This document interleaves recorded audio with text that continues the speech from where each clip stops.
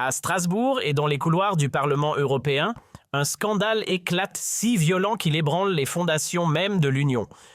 Ursula von der Leyen, figure intouchable, hier encore se retrouve au cœur d'une tempête sans précédent. Des messages secrets avec le PDG de Pfizer, des contrats opaques, des milliards engagés dans l'ombre. Le Pfizergate n'est plus une théorie mais une réalité explosée au grand jour. Ce n'est pas une fiction politique, c'est l'Europe de 2025 où les masques tombent et où les citoyens découvrent stupéfaits l'ampleur d'un système verrouillé. Les partis de tous bords s'unissent pour la première fois, non par conviction, mais par indignation. L'ère des compromis troubles et des décisions imposées est terminée. Aujourd'hui, l'UE est accusée d'être ce qu'elle a toujours nié, un cartel au service d'une élite loin des peuples, loin des réalités. Accrochez-vous, car ce qui se joue aujourd'hui à Bruxelles pourrait bien redessiner l'avenir de toute l'Europe. Imaginez un instant une présidente de la Commission censée incarner la transparence piégée par ses propres mensonges, ses silences calculés et des preuves accablantes. Von der Leyen n'est plus une dirigeante contestée, elle est devenue le symbole d'un système à bout de souffle. Des partis comme le Rassemblement national des voix conservatrices de Varsovie à Budapest et même des députés socialistes brandissent les mêmes mots « trahison, opacité » et « urgence démocratique ». Pourquoi ce basculement ?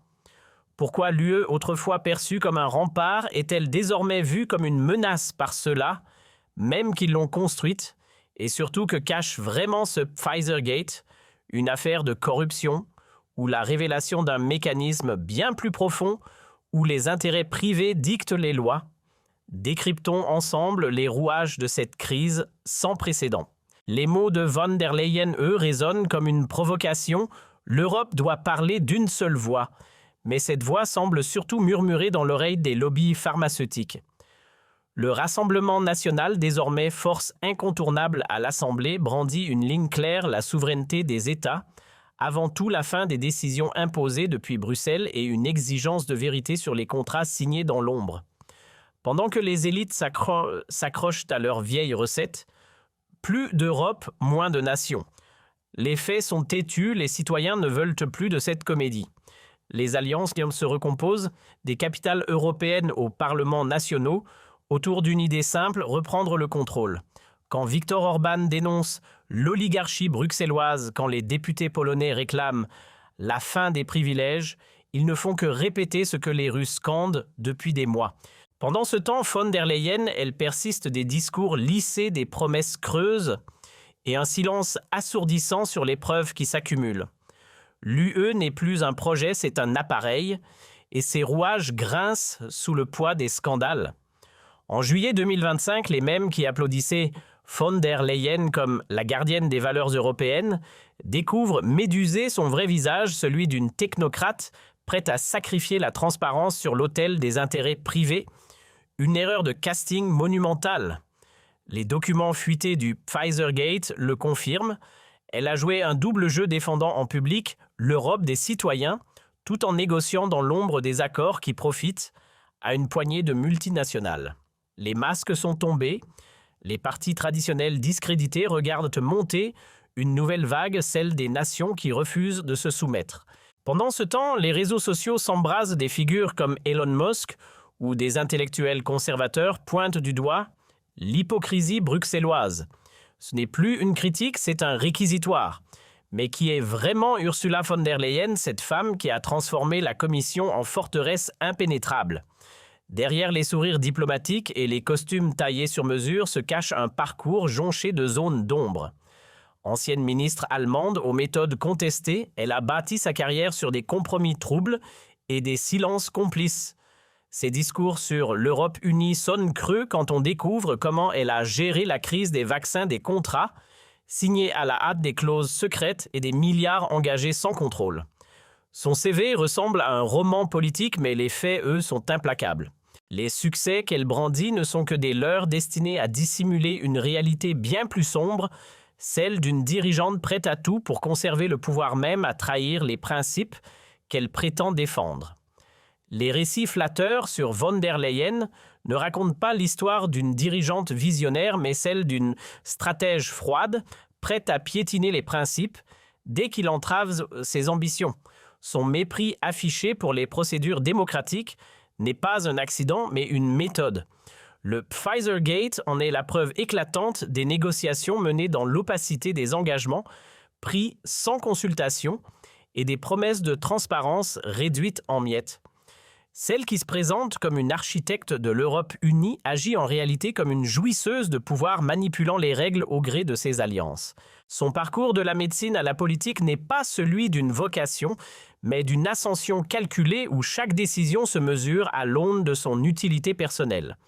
Face aux crises, qu'il s'agisse de l'énergie, de la défense ou des migrations, elle oppose des solutions standardisées conçues dans les bureaux de Bruxelles sans égard pour les réalités du terrain.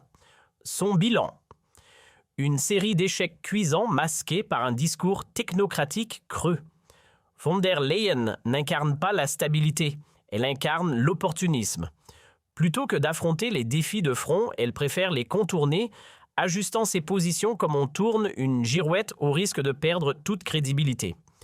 Observons de près l'héritage de von der Leyen, un empire de papier, où les promesses se heurtent à une réalité brutale.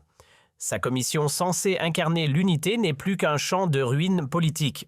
Les alliances n'est que se lézardent, les réformes s'enlisent, et les débats sur l'énergie ou la souveraineté alimentaire tournent au dialogue de sourds.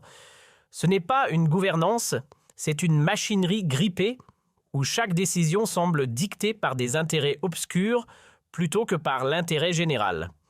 Pendant ce temps, l'Europe s'enlise, les frontières étant perméables, les tensions sociales explosent et les choix stratégiques, comme les livraisons massives d'armes sans vision claire, ressemblent à des paris hasardeux.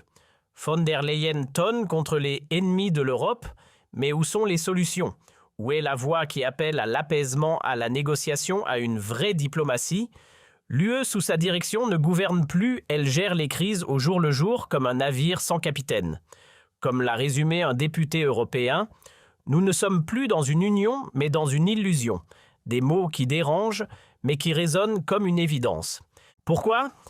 Parce que l'Europe de von der Leyen a abandonné ses fondements, la protection de ses citoyens, le respect de ses frontières, la défense de ses valeurs. Résultat, des millions de personnes entrent sans contrôle des systèmes publics saturés et une insécurité grandissante que les gouvernements feignent d'ignorer, pendant que les élites bruxelloises tergiversent, les États membres paient le prix fort, et Macron. Il observe impassible comme si le chaos arrangeait ses calculs. Pourtant, dans ce vide politique, une force émerge porteuse d'un message clair, assez de l'impuissance, assez des compromis. Ce n'est pas un hasard si ce discours séduit, quand les partis traditionnels ferment les yeux sur les fractures de la société, d'autres prennent la parole. Et c'est cela qui les rend insupportables pour l'establishment. La prétendue transparence de von der Leyen sur le Pfizergate, une mascarade. Tant que les contrats avec Pfizer restent enfouis dans les tiroirs de Bruxelles, tant que personne n'ose exiger une enquête indépendante sur ces milliards dépensés dans l'ombre, tout n'est que théâtre. La loi est pourtant claire, les institutions européennes doivent rendre des comptes. Pourtant, von der Leyen temporise par crainte des lobbies, peur des révélations, peur de perdre son trône. Ce n'est pas de la prudence, c'est de la lâcheté. Et c'est précisément dans ce vide que les voix dissidentes gagnent du terrain. Quand les dirigeants tremblent, les citoyens se tournent vers ceux qui osent parler haut et fort. Sous l'impulsion de figures comme le Rassemblement national, l'opposition n'est plus un simple mouvement de contestation, mais une alternative crédible. Elle s'attaque aux questions qui brûlent les lèvres des Européens où est passée la souveraineté. Pourquoi nos dirigeants préfèrent-ils les compromis opaques aux décisions claires ? La présence du RN dans des arènes internationales comme les conférences conservatrices marque un tournant. Pour la première fois, le parti n'est plus un épouvantail, mais un acteur écouté, salué par des dirigeants et des intellectuels qui partagent un même constat. L'Europe a besoin d'un électrochoc. Marine Le Pen a su incarner cette exigence de vérité et c'est ce qui lui vaut un soutien croissant. Son message est simple, l'Europe doit retrouver son âme ou elle disparaîtra. Cette ascension n'est pas le fruit du hasard. Le Rassemblement national s'inscrit dans une dynamique mondiale qui rejette l'hypocrisie des élites, les dogmes imposés, et cette culture de la repentance permanente qui étouffe l'Europe. Ce n'est pas un mouvement de promesses creuses, mais une force qui propose des réponses concrètes aux défis réels. Marine Le Pen incarne tout ce que von der Leyen n'est pas, une leader dont la cohérence et la détermination contrastent avec les hésitations et les compromis troubles de Bruxelles. Juriste aguerrie, elle maîtrise les dossiers complexes et transforme les débats en démonstration d'une logique implacable. Ses interventions au Parlement européen ne sont pas des discours, mais des réquisitoires où chaque mot pèse, où chaque argument frappe juste.